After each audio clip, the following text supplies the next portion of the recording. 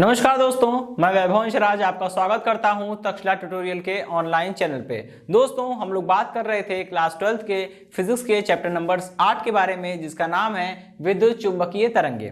दोस्तों, विद्युत चुंबकीय तरंगों में हम लोग लेक्चर 8.2 तक कंप्लीट कर चुके थे। आज हम अपने तीसरे लेक्चर 8.3 की बात करेंगे। ठीक है दोस्तों, तो चलिए आज के सेशन का जो टॉपिक है वो है विस्थापन धारा। देखिए, मैंने इस पे स्टार बनाया हुआ है क्योंकि ये टॉपिक इंपॉर्टेंट है। ठीक है, शॉर्ट में आता है। जब केवल शॉर्ट में आएगा तो आपसे केवल डेफिनेशन पूछेगा कि विस्थापन धारा क्या होती है, आप उसे बताइए। एक लाइन में आएगा तो एक लाइन का मतलब केवल उसकी परिभाषा लिखेंगे। अगर 2 या 3 नंबर में आएगा तो फिर वो विस्थापन धारा की परिभाषा के साथ साथ आपसे कुछ और भी पूछेंगे, तो बस जितना पूछा जाएगा उतना लिखेंगे। ठीक है, लेकिन ये क्वेश्चन इंपॉर्टेंट है 1 नंबर, 2 नंबर और 3 नंबर के क्वेश्चन के नजरिए से। ठीक है दोस्तों, चलिए अब हम लोग समझेंगे कि ये विस्थापन धारा है क्या, कहां से आई, क्यों जरूरत पड़ी और कैसे इसका डेवलपमेंट हुआ। ठीक है, चलिए देखिए दोस्तों, मैंने आपको बताया था कि विद्युत चुंबकीय तरंग नाम की भी कोई चीज होती है। ये बात सबसे पहले किसने बताई थी? मैक्सवेल ने बताई थी। जेम्स क्लार्क मैक्सवेल नाम के एक साइंटिस्ट थे, उन्होंने बताया कि विद्युत चुंबकीय तरंगों के जैसी भी कोई तरंग होती है, और ये तरंग बड़ी ही स्पेशल टाइप की थी। स्पेशल टाइप की इसलिए बोल रहा हूं क्योंकि ये जान लीजिए कि अगर हम बात करें बाकी तरंगों की, तो बाकी तरंगों को चलने के लिए माध्यम की आवश्यकता होती थी। ठीक है, लेकिन इन तरंगों को चलने के लिए माध्यम की आवश्यकता नहीं। अगर है तो भी ठीक है, नहीं है तो भी कोई दिक्कत नहीं है, तरंगे चलती रहेंगी। ठीक है, तरंगे संचरित होती रहेगी। इसका बेस्ट एग्जांपल था कि सूर्य से निकलने वाली किरणें, प्रकाश की किरणें, ठीक है, वो भी विद्युत चुंबकीय तरंगे ही होती हैं, लेकिन वो हमारी पृथ्वी तक चली आती हैं, जबकि सूर्य और पृथ्वी के बीच में बहुत ज्यादा दूरी तक क्या है? निर्वात है। ठीक है, अगर विद्युत चुंबकीय तरंगे निर्वात में नहीं चल सकती होती तो वो पृथ्वी तक कभी नहीं पहुंचती। ठीक है, चलिए इसका एक एग्जांपल भी हमको मिल गया। अच्छा, तो मैक्सवेल ने फिर आगे की बात करी और मैक्सवेल ने बताया, मैक्सवेल ने काफी अध्ययन किया। उसके बाद मैक्सवेल ने पाया कि विद्युत चुंबकीय तरंगों में एक और विचित्र टाइप का गुण है। क्या है? कि विद्युत चुंबकीय तरंगे जो होती हैं वो एक ही स्थान पर, एक ही समय पर, ठीक है, किसी एक निश्चित स्थान पर तथा किसी एक निश्चित समय पर निम्न 4 समीकरणों का एक साथ पालन करती हैं। ठीक है, मैक्सवेल ने अपने अध्ययन के आधार पर यह बात बताई कि विद्युत चुंबकीय तरंगे एक ही स्थान पर एवं एक ही समय पर निम्न 4 समीकरणों का एक साथ पालन करती है। कौन सी समीकरण है वो? कौन सी समीकरण है? देखिए, पहली समीकरण है सरफेस इंटीग्रेशन या surface integral of E dot DS is equal to Q upon epsilon not. इसको हम लोग क्या बोलते हैं? ये जानी पहचानी इक्वेशन है, इसको हम लोग क्या बोल रहे हैं? विद्युत स्थितिकी में गॉस की प्रमेय। ठीक है, चलिए अब हम लोग सेकंड वाली इक्वेशन देखते हैं। सेकंड वाली इक्वेशन क्या है? E dot DL is equal to minus का d phi by d t. ये क्या है? फैराडे का विद्युत चुंबकीय प्रेरण का नियम। ठीक है, अच्छा अभी थर्ड वाली इक्वेशन देखिए, closed surface integral of E dot DS is equal to 0। ये क्या है? चुंबकत्व संबंधी गॉस की प्रमेय, चैप्टर नंबर 4 में हमने इसके बारे में बात करी थी। ठीक है, और ये क्या है? Last equation closed line integral of B dot DL is equal to mu not times I, ampere का परिपथी नियम, जो कि हमने चैप्टर नंबर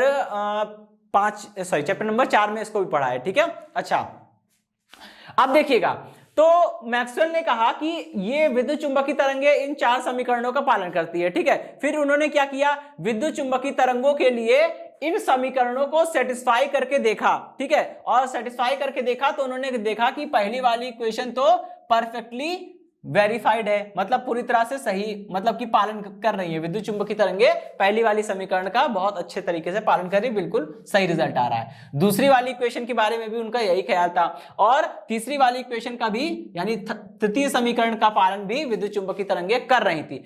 लेकिन किंतु दोस्तों, लास्ट वाली जो इक्वेशन है एम्पियर का परिपथी नियम, इसमें थोड़ी सी प्रॉब्लम आ रही थी। मतलब विद्युत चुंबकीय तरंगे जो हैं वो एम्पियर के परिपथी नियम का पूरी तरह से पालन नहीं कर पा रही थी। ठीक है, कुछ दिक्कत आ रही थी।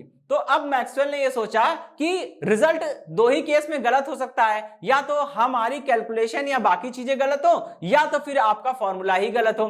तो उन्होंने कई बार रिपीट किया इस चीज को, लेकिन उनको यह नहीं समझ में आया कि एक्चुअल में प्रॉब्लम कहां है। ठीक है, फिर बहुत अध्ययन करने के बाद उन्हें पता चला कि इस वाले इक्वेशन में थोड़ी सी प्रॉब्लम है। थोड़ी सी प्रॉब्लम का मतलब ये नहीं कि ये इक्वेशन पूरी तरह से गलत है। ठीक है, फैराडे ने कहा इसमें कुछ कमी रह गई है, ठीक है, कुछ ऐसा है जो अभी तक हम लोग नहीं देख पाए। ठीक, चलिए, तो फैराडे ने क्या किया, फिर उस चीज को खोजी कि ऐसा क्या है जो हम नहीं देख पा रहे हैं, उस चीज को खोजा और इसमें लाके रखा, तब जाके ये वाली इक्वेशन जो है वो मॉडिफाई हो गई, ये वाली इक्वेशन जो हो गई वो करेक्ट हो गई, और मॉडिफाई होने के बाद जो इक्वेशन, नई इक्वेशन निकल के आई है उसी को हम लोग बोलते हैं एम्पियर, मैक्सवेल एम्पियर का परिपथी नियम। ठीक है, वो हम लोग इस वाले टॉपिक में, इस वाले डेरिवेशन में हमको वही निकालना है। सबसे पहले हमको वो टर्म खोजना है जो हम लोग को अभी तक नहीं पता है। ठीक है, चलिए, तो दोस्तों फिर इसका सॉल्यूशन भी लेकर मैक्सवेल आए। मैक्सवेल ने बताया कि दोस्तों देखिए, धारा दो प्रकार की होती है। ठीक है, चलिए दोस्तों, ठीक है, अब यहां पे हमें जानना होगा धारा दो प्रकार की होती है। पहली होती है चालन धारा, दूसरी होती है विस्थापन धारा। दोस्तों चालन धारा क्या है, चालन धारा जो होती है वो आवेश प्रवाह के कारण आती है या आवेश प्रवाह के कारण उत्पन्न होती है, जबकि विस्थापन धारा क्या होती है, परिवर्ती विद्युत क्षेत्र के कारण उत्पन्न होती है। ठीक, तो सबसे पहले तो ये जान लीजिए, अभी तक हमने जितने भी पढ़ते आ रहे हैं धारा, ठीक है, चाहे वो दिष्ट धारा पढ़ी हो, चाहे वो प्रत्यावर्ती धारा पढ़ी हो, वो सारी धाराओं का जन्म कैसे हो रहा था, आवेश के प्रवाह के कारण ही तो हो रहा था। अगर आवेश प्रवाहित ना हो पाते तो ना तो दिष्ट धारा मिलती ना प्रत्यावर्ती धारा मिलती। लेकिन ये प्रत्यावर्ती और दिष्ट धारा से अलग हटकर है। ठीक है, यहां पे क्या है, यहां पे आवेश प्रवाह जो है वो धारा के प्रवाहित होने का कारण नहीं है। आवेश प्रवाह जो है वो धारा का कारण नहीं है, बल्कि धारा मिलने का कारण क्या है, परिवर्ती विद्युत क्षेत्र। आज तक इससे पहले, मैक्सवेल से पहले किसी भी साइंटिस्ट ने इसके बारे में नहीं विचार किया था। ठीक है, अब मैक्सवेल ने अपनी एक समस्या रखी, एक डिमॉन्स्ट्रेशन दिया। ठीक है, और उस डिमॉन्स्ट्रेशन के माध्यम से समझाया कि विस्थापन धारा नाम की भी कोई चीज होती है, क्योंकि पहले तो उनको ये बताना था दुनिया को विस्थापन धारा जैसी कोई चीज होती है, फिर वो ये बताएंगे कि यही वो टर्म है जो हम लोग भूल रहे थे। ठीक है, तो पहले इस पे सबका भरोसा है, सबको यकीन हो जाए कि भाई विस्थापन धारा नाम की भी कोई चीज होती है, इसके लिए उन्होंने एक डिमॉन्स्ट्रेशन दिया। ठीक है, और उन्होंने साथ में एम्पियर के परिपथी नियम में यह प्रॉब्लम बताई कि उन्होंने कहा कि एम्पियर ने जब अपने नियम को खोजा था, अपना नियम दिया था, तो उस समय केवल उनको और पूरी दुनिया को चालन धारा के बारे में ही ज्ञान था। तो उन्होंने क्या किया, यहां पे धारा जो ली है, म्यू नॉट के बगल में आई लिखा है, वो आई क्या है, विद्युत धारा ही तो है। तो उन्होंने कहा कि एम्पियर ने केवल चालन धारा को ले लिया है, विस्थापन धारा की तरफ उनका ध्यान नहीं गया। जब ये फॉर्मूले में थोड़ी सी कमी है तो रिजल्ट भी तो थोड़ा गड़बड़ आएगा। ठीक है, तो इस बात को समझाया। उन्होंने कहा कि उन्होंने कहा कि एम्पियर के परिपथी नियम में केवल चालन धारा को ही समाहित किया गया है, विस्थापन धारा को नहीं, जबकि परिपथ में, ठीक है, विद्युत क्षेत्र के परिवर्तित होने के कारण भी एक प्रकार की धारा उत्पन्न होती है जिसे विस्थापन धारा कहते हैं। फिर उन्होंने कहा है कि एम्पियर के परिपथी नियम को अगर सही करना है तो यहां पे आई की जगह पे कुल धारा रखनी होगी। कुल धारा का मतलब आई की जगह पे चालन धारा प्लस विस्थापन धारा रखनी होगी, दोनों को जोड़ना होगा। विस्थापन धारा का मान निकालेंगे, उसको चालन धारा में जोड़ेंगे, फिर यहां पे रखेंगे, तब जाके आपका सही आंसर आएगा। ठीक है, फिर इतना तो समझ में आ गया। तो ये बात समझ में आ गई कि एम्पियर के फॉर्मूले में थोड़ी सी मिस्टेक है। फिर लोग इनकी बात को माने कि विस्थापन धारा नाम की भी कोई चीज होती है, ख्याली पुलाव नहीं है। तो इस चीज को समझाने के लिए उन्होंने एक डिमॉन्स्ट्रेशन दिया जो मैं यहाँ पे देने जा रहा हूं आपको। चलिए भाई, ठीक है, अब दोस्तों यहाँ पे एक चीज देखने वाली है, इन्होंने डिमॉन्स्ट्रेशन में किया क्या है, यहाँ पे एक, चलिए कुंजी भी लगा देता हूं, ठीक है, अपनी सुविधा के लिए एक हमने यहाँ पे की लगा दी। देखिए, जब हमने सर्किट में क्या किया है, एक संधारित्र को लिया है अपनी बात समझाने के लिए, ठीक है, और उसमें क्या किया है, एक प्रत्यावर्ती विभव स्रोत लगा दिया है। दोस्तों जब हमने प्रत्यावर्ती विभव स्रोत लगाया है तो धारा भी कैसी मिलेगी, प्रत्यावर्ती धारा मिलेगी। ये बात हम लोग अच्छे से जानते हैं कि प्रत्यावर्ती विभव के कारण प्रत्यावर्ती धारा मिलती है। ठीक है, चलिए अब देखिए यहां से क्या होगा, जब इसमें धारा प्रवाहित होगी तो हमने तो सुना है कि अगर परिपथ खुला रहता है तो उसमें धारा नहीं होती है ना, हमने यही सुना है कि अगर परिपथ खुला रहता है तो उसमें धारा नहीं होती है। लेकिन दोस्तों यहां भी तो कुछ ऐसा ही है, ध्यान दीजिएगा।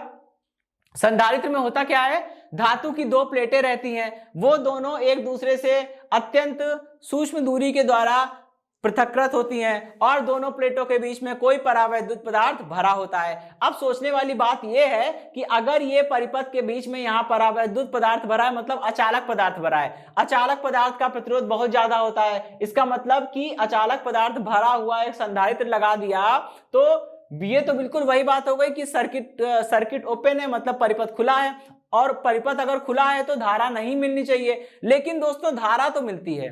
इसका मतलब ये हुआ कि अब यहां फिर से विरोधाभास हो रहा है। अब यहां प्रॉब्लम ये आ गई है, या तो हमने ये चीज गलत पढ़ी है कि खुले परिपथ में धारा नहीं होती है, ठीक है, या तो फिर यहां कुछ गलती हो रही है। तो दोस्तों आपको जो बताया गया था कि खुले परिपथ में कभी भी धारा प्रवाहित नहीं हो सकती, ये बात सच है, ठीक है, लेकिन यहां पे जो धारा मिल रही है उसका कारण कुछ और है, ठीक है। तो यहां पे मैक्सवेल ने दुनिया को यही समझाया, दुनिया के सामने यही बात रखी कि अगर खुले परिपथ में धारा नहीं मिलती है तो यहां धारा नहीं मिलनी चाहिए, लेकिन यहां धारा मिल रही है। आप एमीटर लगा लेंगे तो यहां पे धारा आपको मिलेगी।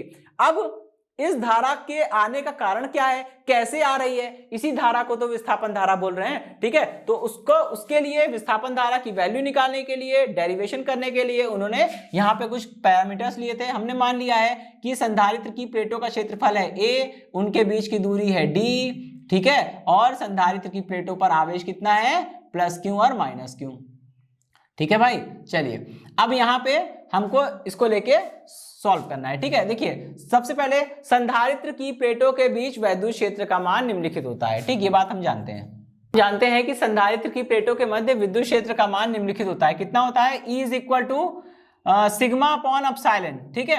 चलिए भाई इतनी बात समझ में आ गई, ठीक। और अगर यहाँ पे कुछ नहीं है, मान लीजिए प्लेटों के बीच में कोई भी परावैद्युत पदार्थ नहीं भरा है, तो वायु तो होगी, और वायु के लिए मतलब अगर माध्यम वायु है तो वैद्युतशीलता कितनी होती है, ε0, ठीक है।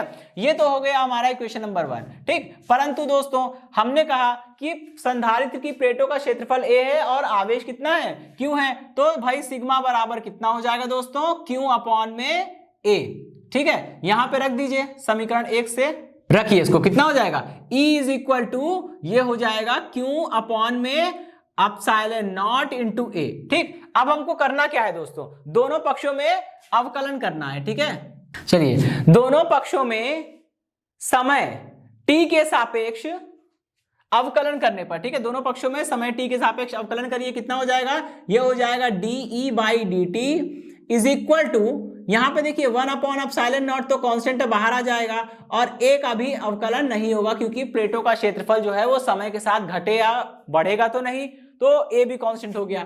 बचा क्या, dQ/dt। अब यहाँ पे देखिए dQ/dt आवेश प्रवाह की दर क्या बन गई दोस्तों, धारा बन गई ना, और इसी को हम लोग क्या बोलते हैं, विस्थापन धारा बोलते हैं, ठीक है। इसी को हम लोग बोल रहे हैं विस्थापन धारा, जिसका कॉन्सेप्ट यहाँ पे उठा था, ठीक। तो विस्थापन धारा है और इसकी वैल्यू कितनी है, इसकी वैल्यू है हो गई यहाँ पे dQ/dt, ठीक। अब हम इसको यहाँ पे चेंज कर देंगे, ये हो गया dE/dt ये हो गया 1/ε0 × a, और यहाँ पे क्या हो गया ID, I मतलब करंट, D मतलब डिस्प्लेसमेंट करंट। यहां से ID की वैल्यू निकालिए, ID कितना हो जाएगा, ε0 × a × dE/dt।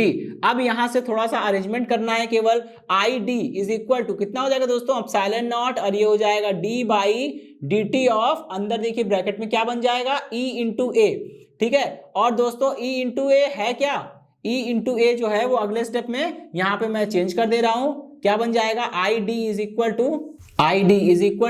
ये बन जाएगा ε0 है, ये E × a क्या बन जाएगा, फाई बन जाएगा, ठीक है, dφ/dt, ठीक। चलिए तो ये तो हो गया दोस्तों विस्थापन धारा का मान, ठीक है, इक्वेशन नंबर 1, इक्वेशन नंबर 2, ठीक। अब हम क्या करेंगे दोस्तों, देखिए अब धारा, विस्थापन धारा का मान जो है वो एम्पियर के परिपथी नियम में रख दीजिए। तो लिखेंगे एम्पियर के परिपथी नियम से, एम्पियर के परिपथी नियम में I के स्थान पर कुल धारा का मतलब क्या हुआ दोस्तों, कुल धारा का मतलब होता है चालन धारा, जिसे हम लोग किससे लिखेंगे दोस्तों, IC से, I मतलब करंट, C मतलब कंडक्शन करंट, ठीक है, चालन धारा प्लस विस्थापन धारा, ठीक है। कुल धारा का मतलब हुआ चालन धारा प्लस विस्थापन धारा, और विस्थापन धारा को हम लोग किससे लिख रहे हैं, ID से लिख रहे हैं, ठीक है। इन दोनों का सम करके लिखेंगे, ठीक है, कुल धारा रखने पर।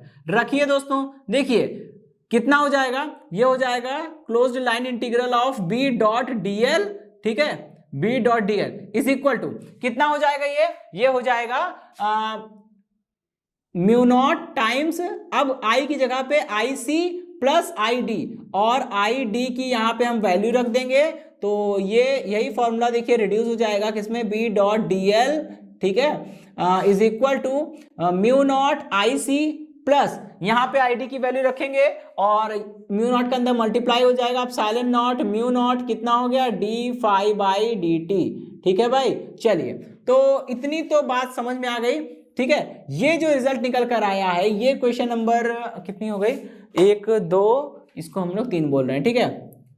तो दोस्तों ये जो क्वेश्चन नंबर 3 निकल के आई है, इसी को क्या बोलते हैं, मैक्सवेल एम्पियर का परिपथी नियम, ठीक है, मैक्सवेल एम्पियर का परिपथी नियम। तो इतना आपको ड्राइव करना है। अगर कोई पूछेगा कि विस्थापन धारा क्या होती है और मैक्सवेल ने एम्पियर के परिपथी नियम को किस प्रकार जो है संशोधित किया, तो ये क्वेश्चन बनेगा आपका सीधा लॉन्ग में, और आपको इतना करना होगा, विस्थापन धारा बतानी होगी, फिर उसके बाद जितना मैंने इस टॉपिक को पढ़ाया है पूरा करना होगा और आपका एक लॉन्ग क्वेश्चन तैयार हो जाएगा, ठीक है दोस्तों। लॉन्ग में, शॉर्ट में सभी तरह से आ सकता है, लॉन्ग में आएगा तो डेरिवेशन भी पूछेंगे आपसे, ठीक है। खैर चलिए, तो दोस्तों इसी टॉपिक के साथ ये सेशन समाप्त होता है। इस सेशन से जुड़े नोट्स प्राप्त करने के लिए डिस्क्रिप्शन में दिए गए लिंक पर जाके क्लिक कीजिए। ओके दोस्तों, आज के सेशन में इतना ही, मिलता हूं नेक्स्ट सेशन में, धन्यवाद।